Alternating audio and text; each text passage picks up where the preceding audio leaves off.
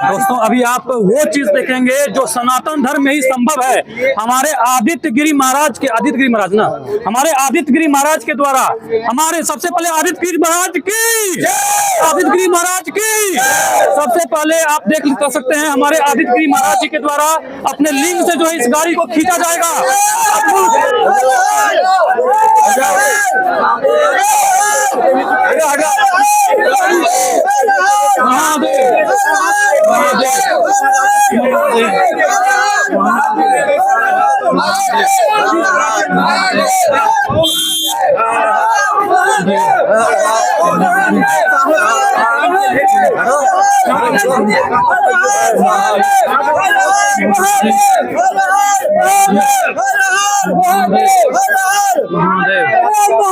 महाराज की आप जैसा कि देख रहे हैं कि हर हर महादेव के साथ महाराज जी, सबसे पहले आप अपना एक बार आयु बता दीजिए, एक बार और बता दीजिए। देखो क्या है कि साधु की वैसे तो आयु नहीं होती, लेकिन 75 प्लस चल रहा है इस समय।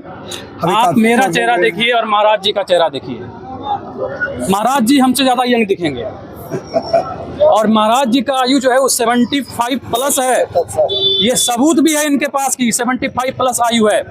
ये सनातन धर्म में ही संभव है और ये अद्भुत, अविश्वसनीय और अकल्पनीय आज जो हुआ है, जो महाराज जी अपने लिंग से जो गाड़ी खींचे हैं। महाराज जी, ये कैसे संभव हो पाता है? देखो, सब परब्रह्म परमेश्वर की शक्तियां हैं। आदि माँ भगवती शक्ति है। या देवी सर्वभूते शक्ति रूपेण संस्थिता नमस्तस्यै नमस्तस्यै नमो नमः। अपने जो वैदिक तो अपने सनातन संस्कृति है, उसी का मंत्रोच्चारण करते हुए, उसी की तपस्या करते हुए, उन्हीं का भजन करते हुए, अपने इष्ट देव का और अपने गुरुओं का आशीर्वाद लेते हुए अपने ब्रह्म को कंप्लीट करते, अपने ब्रह्मचर्य कंप्लीट करते और देश का कल्याण करने के लिए हम अग्रसर हमेशा रहे हैं और रहेंगे। हमारी आज ये आप जो है अपने वीर का जो संचय किए, आप जो ब्रह्मचर्य धारण किए, उसके बल पे आज अपने लिंग से आप गाड़ी खींचे हैं। अभी युवा है, इस वीर को कैसे संचय कर सकते हैं? स्वास्थ्य भोजन करना चाहिए।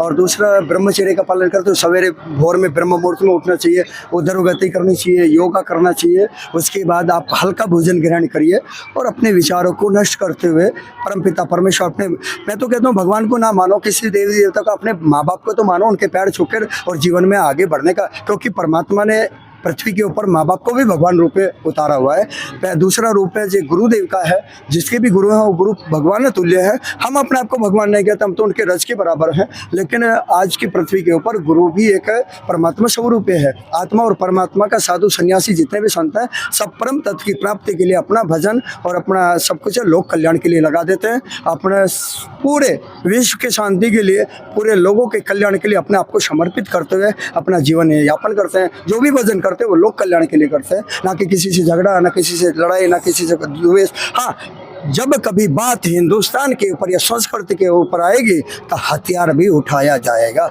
हमारे देवों के हाथ में शस्त्र भी है और माला भी है। ये भ्रांति में मत रहिएगा कि नागा सन्यासी तपस्या ही करता है, वो अस्त्र और शस्त्र दोनों चलाना जानता है। चाहे तो हम दिखा भी सकते हैं, ऐसा कुछ नहीं है कि शस्त्र नहीं चलाना जानता है, सब कुछ जानते हैं। महाराज जी, हम आपसे जानना चाहेंगे किस वर्ष से आदमी ब्रह्मचर्य रहे, किस वर्ष से अपने को संचय करे जो ये शक्ति धारण कर? जीवन के अंदर 4 चरण है, ब्रह्मचर्य, गृहस्थ, व्रत और वानप्रस्थ। ब्रह्मचर्य 4 प्रकार का है। जब जन्म होता है तब परमपिता परमेश्वर का, उसके बाद माता पिता का ब्रह्मचर्य, विद्या ग्रहण करता विद्या का ब्रह्मचर्य, स्वयं अपना ब्रह्मचर्य। जब शरीर के गुणात्मक क्षमता बढ़ने लगती है, गुणसूत्र बनने लगता है, करीबन आयु होती 12 से 13 वर्ष की, तभी गुणसूत्र बनने चालू हो जाते हैं। तभी से उसको ब्रह्मचर्य पालन करना चाहिए। कम से कम 25 वर्ष तक तो उसको ब्रह्मचर्य पालन करना ही चाहिए। क्या माँ बाप का जो संस्कार होता है, माँ बाप का जो, अगर माँ बाप अगर धैर्य रखे गर्भ धारण के बाद, तो इससे सबसे बड़ी गलती वही है। कहते हैं मकान की नींव खराब हो तो मकान खराब ही होगा। सबसे पहले माँ बाप की गलती है। मैं खुल के पहले भी बोला था, जो माता पिता नई शादी कपल करके आते हैं, उसके बाद वो गर्भ संस्कार करते हैं, उनके गर्भ परिधान होता है। गर्भ परिधान होने के बावजूद वो 8.5-9 महीने तक जब तक रति क्रिया नहीं हो जाती तब तक वो उनके साथ में रति क्रिया करते रहते हैं। जब डिलीवरी का 10-12 दिवस रहता है तब वो अलग होते हैं। मेन कारण वही है, गर्भ संस्कार के अंदर आप अपने ही बच्चों के साथ में बलात्कार कर लेते हो, जिससे कि प्रक्रिया होती है और बच्चा गर्भ संस्कार लेके आगे वैसा ही यूज करता है। आप लीजिए ना वीडियो, अच्छा सा है, आप लीजिए। तो मतलब कि आपका कहना है कि जब लेडीज प्रेग्नेंट हो जाए तो वो 2.5-3 महीने, हाँ 2.5-3 महीने के बाद उनको दोनों को ब्रह्मचर्य का पालन करना चाहिए। मतलब कि प्रेग्नेंट होने के बाद 2.5-3 महीने के बाद दोनों को ब्रह्मचर्य करना चाहिए और अच्छी वीरता की, शूरवीरता की, ज्ञान की, साइंस की, जो भी उनको अच्छी लगे वो गर्भ संस्कार है। गर्भ में बालक वो ही ग्रहण करता है क्योंकि वो नाल से जुड़ा होता है, वो माता के ही हृदय से, माता के ही ब्लड से संचित होता है और उसी से वो भोजन भी लेता है, प्राण वायु भी लेता है, सब कुछ लेता है, उसी से वो ज्ञान भी लेता है। तो बहुत बड़ा संदेश है महाराज जी के द्वारा। अगर कोई प्रेग्नेंट है या कोई गर्भ धारण करते हैं तो उनको जो है 3 महीना के बाद जो है सेक्सुअल एक्टिविटी से अलग हो जाना चाहिए, जिससे बच्चा जो है एक संस्कारी जो है एक उसके बच्चा के ऊपर। मैं ये गारंटी ले सकता हूँ कि जो बच्चा 2.5-3 महीने के बाद उसके माता पिता ब्रह्मचर्य लेंगे वो बच्चा अच्छा ही पैदा होगा। मैं कहते लिख के भी दे सकता हूँ और उस बच्चे के संस्कार आम बच्चों से अलग होंगे। महाराज जी और बात जानना चाहते हैं, अहमद शाह अब्दाली का आक्रमण हुआ, मुगलों का आक्रमण हुआ, तो आप लोग उस पर टूट पड़े और उनको भागना पड़ा और मुगलों को आपने मुंहतोड़ जवाब दिया। लेकिन अब महाराज जी की जो अब का जो समय होता है, अब जो कुछ देखने मिलता है, हमारे देश का जो टुकड़ा हुआ या कुछ हुआ महाराज जी, और आगे जो भी क्या कहते हैं जो देश में जो विभिन्नताएं चल रहा है महाराज जी, जो मतलब कि देश में जो विषमताएं पैदा हो रहा है, मुगलों का आक्रमण हुआ, अहमद शाह अब्दाली का आक्रमण हुआ, आप लोग टूट पड़े, मुंह तोड़ जवाब दिए, शस्त्र उठाए और जो है उसको जो है भागना पड़ा। तो महाराज जी अब जो देश में चल रहा है इस पे आप लोग एक्शन क्यों नहीं लेते? दरअसल क्या है कि वो समय रजवाड़े की बात थी, राजाओं की बात थी, जहाँ जगह जगह जहाँ जिसकी राजधानी था रजवाड़ा था, वो बात अलग। अभी संविधान का देश है, घर का भेदी लंका ढाई। अब संविधान के हिसाब से देश चल रहा है और वो संविधान जो राजनीतिक पार्टियां हैं जो राज करती हैं उनको सोचना चाहिए कि हमको क्या करना चाहिए। अब वो हमारे हाथ से निकल चुका है। जब कभी सरकार हमको आदेश करेगी युद्ध के लिए तैयार होना, हम देश के लिए मर मिटने को भी तैयार हैं। तिरंगा के नीचे, हाँ बिल्कुल 100%।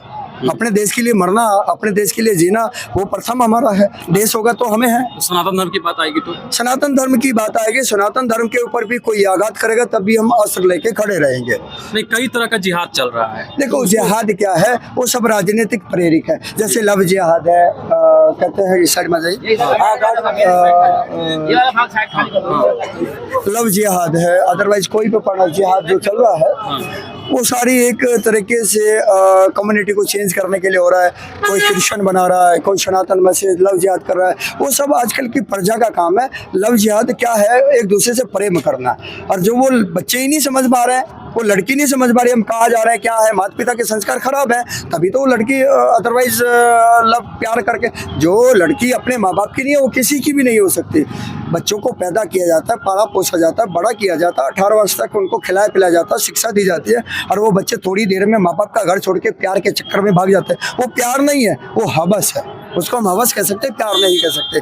जवानी ढल जाती है फिर वैसे के वैसे ही। गौ हत्या कब बंद होगा महाराज जी? गौ हत्या तो क्या है, ये आज भी नहीं बंद होने वाला और कल भी नहीं। जब तक सरकार हमारी मांगे पूरी नहीं करती, गाय माता को राष्ट्र घोषित नहीं करती, राष्ट्र पशु घोषित नहीं करती, तब तक हमारा आंदोलन चलता रहेगा। अब तो महाराज जी अपना सरकार है, हाँ, तब भी महाराज जी इतना लेट हो रहा है। हाँ है, लेकिन कुछ कारण के वश नहीं हो पाता, कुछ कारण है जिसके कारण ये सारी चीज चल रही है।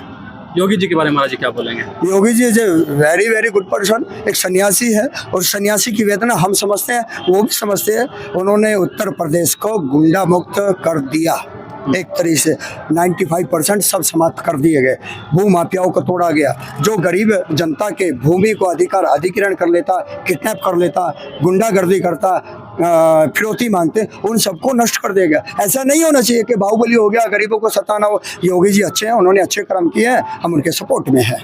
अभी तक के सबसे अच्छे मुख्यमंत्री अगर यूपी का बात करें तो योगी जी, दिल से योगी जी। अब प्रधानमंत्री का बात करें तो अभी तक तो मोदी जी, अभी तक में पूरे जो है इसमें भी मोदी जी हैं। हाँ, सभी में जितने अभी तक आए। 84 में क्या हुआ, 5,000 साधु को मरवा दिया गया। कश्मीर के अंदर 4 लाख ब्राह्मणों का कत्लेआम, तब कहाँ गए थे? 370 लगा तब कहाँ गए थे? 35 ये लगा तब कहाँ गए थे? सरकार ऐसे आई, 2G स्पेक्ट्रम घोटाला, कोल घोटाला, वर्दी घोटाला, अगरता घोटाला, लैंड घोटाला, कोल घोटाला, दुनिया भर के तो घोटाले हुए। महाराज जी 84 में साधु संघ को क्यों मरवाया गया था? 84 में नहीं मरवाया गया। इंदिरा गांधी जी ने जब साधुओं के साथ मिलकर कि भाई हम जो है सत्ता में आना चाहते हैं वोट के लिए, जब उनको अग्रसर किया सभी साधु संतों ने उनका साथ दिया। फिर उन्होंने किस लिए साथ दिया था?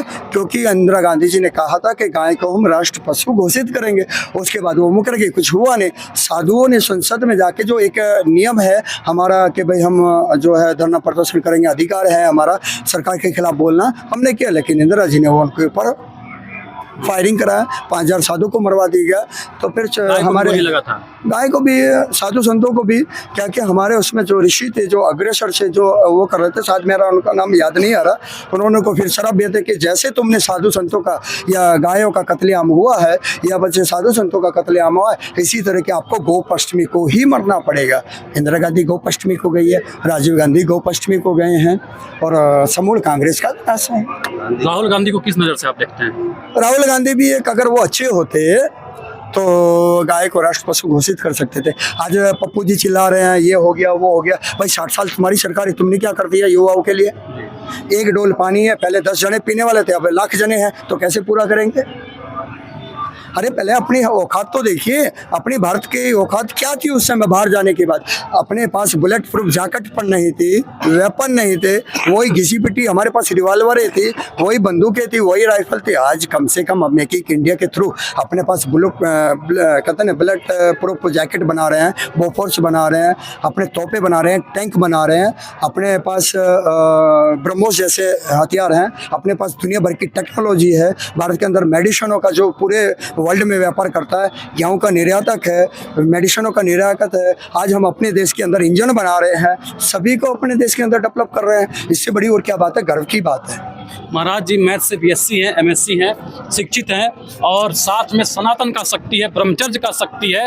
महाराज जी 75 वर्ष की आयु में जो आप किए हैं उसके लिए आपको हम प्रणाम करते हैं। और क्लैपिंग होनी चाहिए महाराज के लिए। क्या बोलेगा महाराज? क्लैपिंग होनी चाहिए बस। नहीं, आप क्या बोलना चाहिए? बस जो महाराज जी ने बोल दिया वही सही है, गलत कुछ नहीं बोला उन्होंने, सही है। 100% सहमत है उनके साथ, हम 100% सहमत है उनके साथ। एकदम महाराज जी ने जो बात सरकार के ऊपर और इनके जो हुआ वो सब जानते हैं, सारी दुनिया जानती है। महाराज जी ने हर हर हर हर हर हर नागा बाबा की और नागा बाबा की और सनातन धर्म की और सनातन धर्म की हर हर। हम किसी विशेष पार्टी से नहीं है, हम किसी विशेष पार्टी ने, लेकिन देश हमारा है, हम टैक्स पेयर, हमें दुख लगता है। मेरी फैक्ट्री भी है, ऐसा नहीं है कि मैं वो नहीं करता हूँ, आदित्य मेटल है मेरे पास में, और हम टैक्स पेयर है। हमें दुख लगता है कि हमारे देश की ये दशा है, हमारा टैक्स का पैसा बर्बाद होता है, हमें वो खराब लगता है। देश हमारा भी उतना ही है। सबसे बड़ी बात ये बात भूल जाइएगा कि साधु संत जो है मंगा हुआ खाते हैं। महाराज जी भी टैक्स पेयर्स हैं, महाराज जी भी टैक्स देते हैं।